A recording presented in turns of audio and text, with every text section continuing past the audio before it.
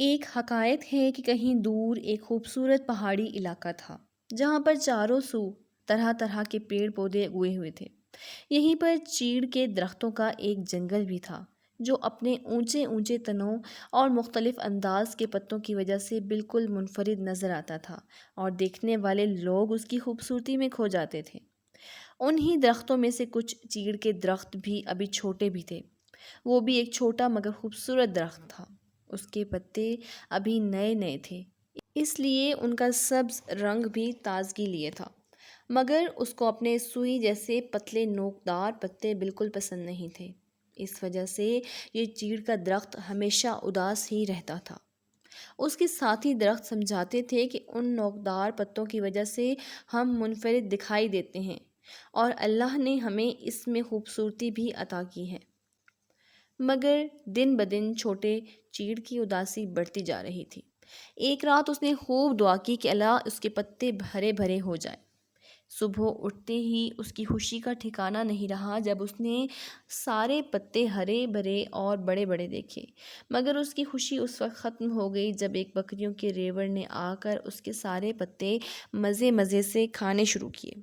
شام تک چیڑ کے اس درخت پر ایک بھی پتا نہ رہا۔ اب وہ پھر سے اداس ہو گیا۔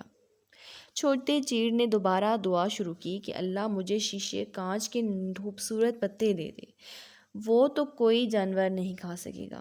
اور دوسری صبح اس کی یہ خواہش پوری کر دی گئی۔ آج چیڑ کے درخت کے پتے دھوپ میں چمکتے بے حد حسین لگ رہے تھے اور وہ اپنے پتوں کو دیکھ دیکھ کر خوشی سے پھولا نہیں سما رہا تھا کہ اچانک تیز ہوا کے جھکڑ چلنے لگے۔ ہوا سے کانچ کے پتے آپس میں زور زور سے ٹکرا کر ٹوٹنے لگے۔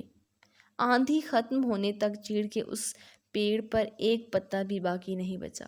اپنا یہ حال دیکھ کر دکھ سے بھر گیا، مگر اب بھی اس کی یہی ضد تھی کہ اسے اپنے نوکدار پتے واپس نہیں چاہیے، اور اس نے پھر گڑ گڑا کر دعا کی کہ اس پر سونے کے پتے اگائیں۔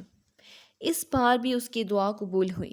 سنہری پتوں کی وجہ سے چیڑ کا چھوٹا سا یہ پیڑ سب درختوں پہ جدا نظر آ رہا تھا۔ سارے ہی درخت اس پر رشک کر رہے تھے اور وہ اسی خوشی میں ہوا کے ساتھ ساتھ جھوم رہا تھا کہ وہاں سے ایک لکڑہارے کا گزر ہوا۔ جب اس نے سونے سے لدے پتوں کا درخت دیکھا تو سوچا کہ یہ سارے پتے بیچ کر وہ بہت سے پیسے کما سکتا ہے۔ اس طرح اس کی بہت سی ضروریات پوری کی جا سکتی ہیں، اور یہ سوچتے ہی اس نے جلدی جلدی سارے سنہری پتے توڑ لیے۔ کچھ دیر میں چیڑ کا درخت غم و تکلیف سے رو رہا تھا۔ اس کے چاروں طرف سارے درخت اپنی اصل شکل میں کھڑے ماحول کی تازگی اور خوبصورتی میں اضافہ کر رہے تھے، جبکہ وہ بالکل اجاڑ نظر آ رہا تھا۔ اب اسے اپنی غلطی اور بے جا خواہش کا احساس ہوا۔ اس کی سمجھ میں یہ بات آ گئی کہ اللہ نے ہر مخلوق کو ایک الگ شکل اور خصوصیات کے ساتھ پیدا کیا ہے، اور اسی میں ہر مخلوق کے لیے بھلائی اور خوبصورتی رکھی ہے۔ ہمیں اللہ کی پیدا کی ہوئی چیزوں میں نقص نکال کر شکایت نہیں کرنی چاہیے، بلکہ ہر حال میں اس کا شکر ادا کرتے رہنا چاہیے۔